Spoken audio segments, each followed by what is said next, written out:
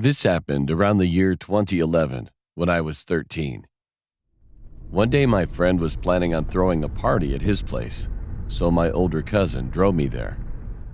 It took about 4 hours to get there, and when I finally arrived, it was around 8 p.m. A few hours later, we were having fun, but out of nowhere, I had to use the bathroom really badly. About 5 minutes had passed, and while I was in the bathroom, I heard a crunching noise coming from the woods.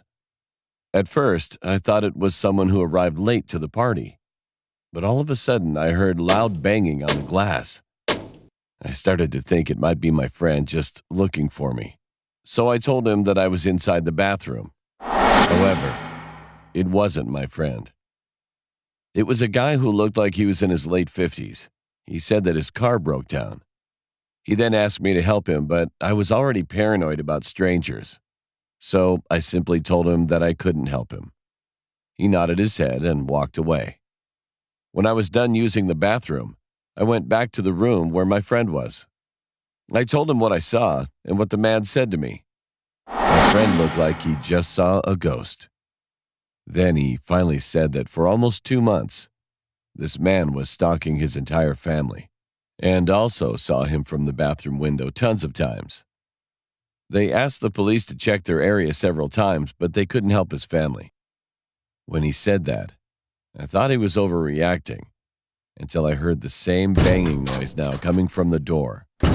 It was more violent now. Everybody paused what they were doing and looked at the door in shock. One guest broke the silence and said it was probably only the pizza delivery man.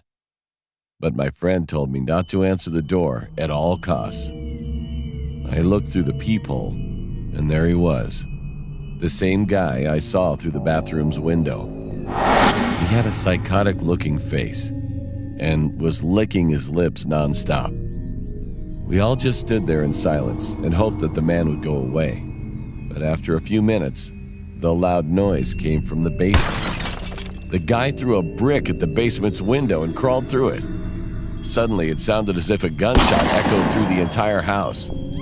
My friend and most of the partygoers screamed and ran out of the house. I stayed behind along with a few others. One of the older kids was trained in martial arts, so I saw him assault and attack the man until he was shot. Afterward, the man escaped and ran into the woods. The whole scene was chaotic now. An ambulance and police car arrived soon after, and fortunately, the kid that was shot survived. After a few days of intense investigation, the police went to my friend's house and told him that they caught the guy. It turns out that he was living in the woods. He also kidnapped 3 kids, but luckily they were found in time and set free. But they also found out that he had already killed a few kids already. So after that, he was condemned to death for murder.